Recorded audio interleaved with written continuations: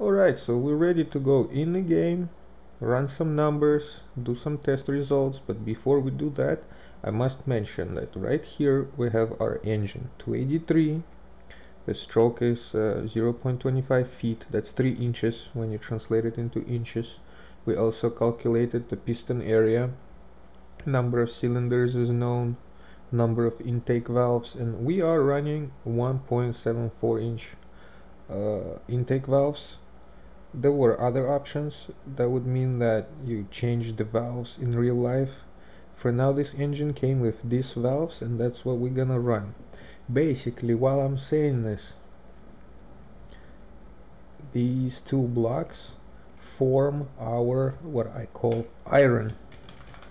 That's our iron, that's our engine. If you change any of those parameters, it will make it into a different engine. It's not longer going to be the engine that we got from the online 1967 Camaro values. If you change the stroke, that means your bore is changed, that means your piston area is changed. Basically, these are untouchable values for our edit. If you want to make exact engine, you should find these values and keep them as they are. So what I'm gonna call these engine right now is prototype A. Prototype A with a big A, like that. That's gonna be our first engine. And from the previous video, as you know, we did some calculations, and our prototype A is running hang on, I have them written down right here. Forgot the first one. 58, 151 and 112. That's the values. 58, 151 and 112. These are the torque 123 in the physics editor profile that we are running. Now let me take you to the actual blank of editing the physics. Mine looks like this, yours could look a little different. I already underlined the values that we're gonna be working with in yellow. That's CTS trucks physics. I just like to mess with those physics more than other types for now. So we're just gonna be working with the trucks physics. Truly, it's all the same, as you could see, as I changed all the values on all the engines to the same parameters. So it's really all the same, whichever physics you try, but we're just gonna change the CTS physics.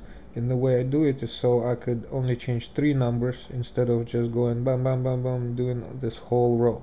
We're just gonna do little CTS tests. And as you could see, we got our RPM numbers right here, our torques. This is our iron numbers, and why I have them in orange is that what makes a Chevy 283 a Chevy 283. We cannot change any of that, otherwise we'd make it into a different engine. 3-inch stroke, 283 cylinder displacements. It's a V8 with 1 intake valve, and we are running 172 intake valve size, but there's 202 valves, there's 194 that you could put with different cylinder heads on that engine. That is why I have that value in green. That value is modifiable. You could still have the 283 Chevy block with a different set of cylinder heads that will come with the different intake valves, and that will justify the change in these valves. But since we're running a factory stock 283, we're gonna stick to the 172 valves, and that's how we're gonna run it. Red line, as I said before, to show you guys to free the engine, so it free spins up to as much as it can, using the fuel and air as much as it can ingest. Let's say 20,000 is a good value to see if our engine is capable of revving up that high or not. Then peak power, once again, I must mention that none of this matters. You change it to 10,000, you change it to 30,000, and none of that is going to introduce any difference. Alright, and now we are almost ready to go in game. Just as a reminder, we are running prototype A. The numbers are 58, 155 and 112 at 2400 RPM and 4800 RPM respectively. Let's start it up and see. From the previous video, I have already made a test sample. and I'm just gonna use this mod because we're only editing the engine and not the chassis. We haven't touched any chassis or tire values, so our cars, our chassis and body actually still looks like a CTS truck. What we've done, we took the engine from 1967 Camaro and put it into the truck. That is why I'm not running the 67 Camaro mod, so the visuals would be there, because we're still running a truck with an old engine rather than a muscle car yet, because we haven't changed any chassis values. That is why I'm running this mod, just to keep it more visually accurate. I'm just gonna choose any track with a flat surface, and for the future tests I just want to show you that the gear ratios that we are running, maybe one step down like that, they approximately represent the gear ratios that the 1967 Camaro came with from the factory. The manual transmission ratios 7.7, 5.8, 4.4 and 3.08, since 3.05, because you cannot get them exactly. We're working on how to get that too, but that's for later.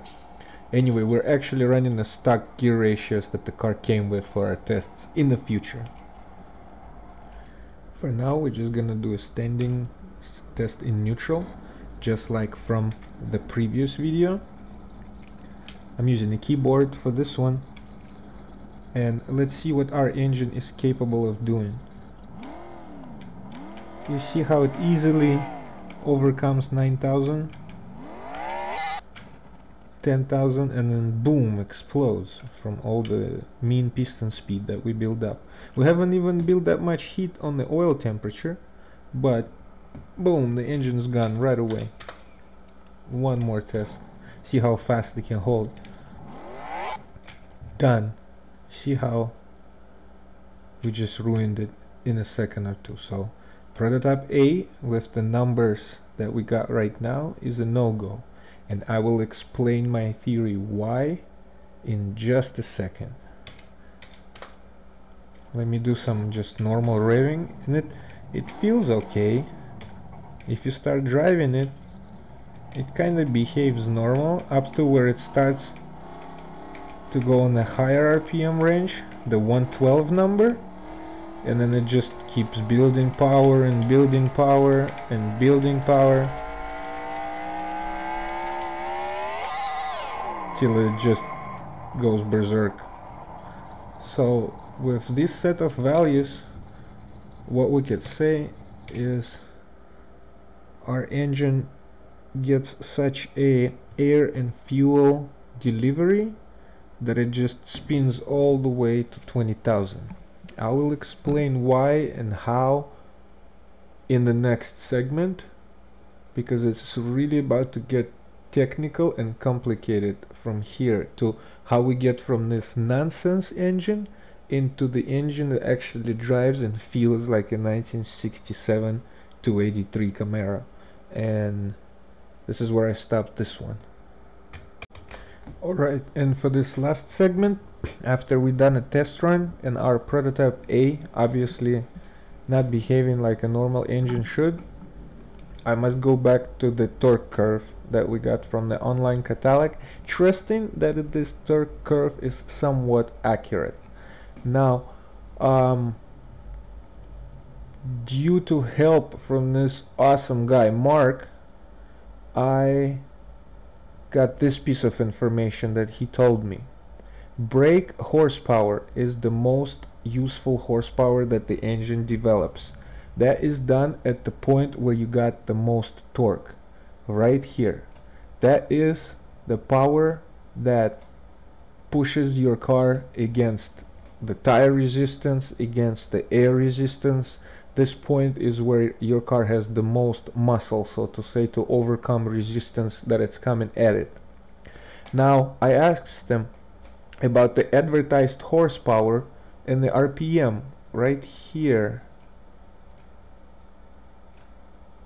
Right here, they advertise 195 gross horsepower at 4800 RPM, on which he told me this is not brake horsepower, this is indicated horsepower, IHP.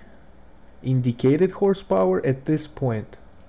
Brake horsepower or useful horsepower at this point. The differences between the two is friction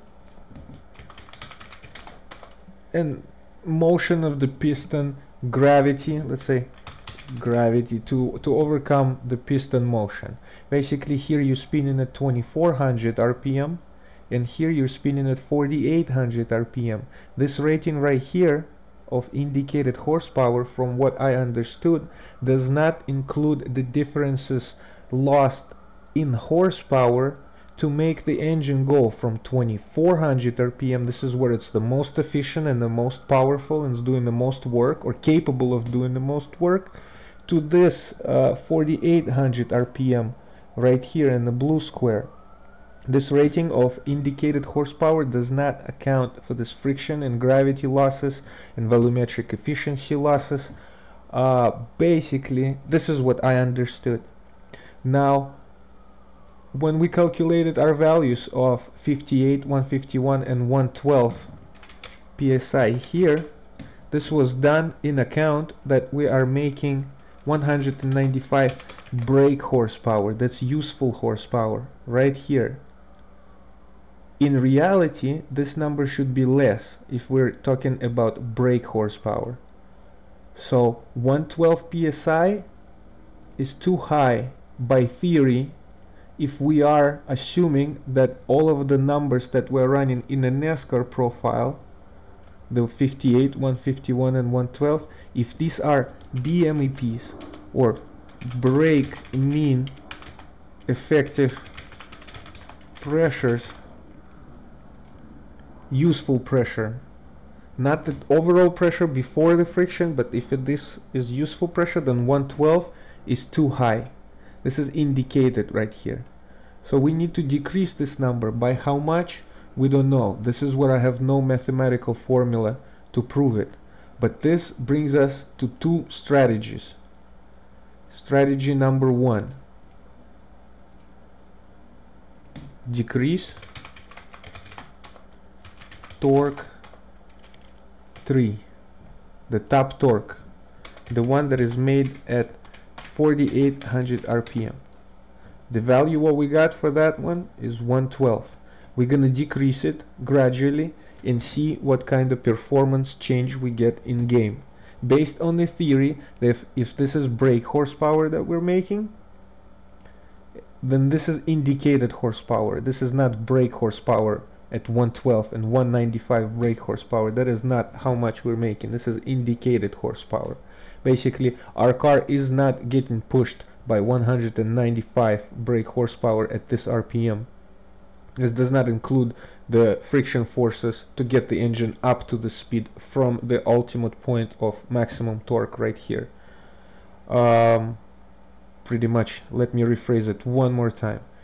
To go from 2400 RPM to 4800 RPM, you're gonna lose some energy, right? It's gonna require you to get some energy to spin the engine that fast. And based on that theory, 112 number is too high, and we're gonna start decreasing it and seeing what kind of performance gains or what kind of performance changes that we can accomplish. This is theory number one. Theory number two, that's gonna be theory number two. That's for later. Keep that one in mind. So we have one approach, and second approach I'll talk about after we cover the first one. And right here I'm probably gonna skip to the next video.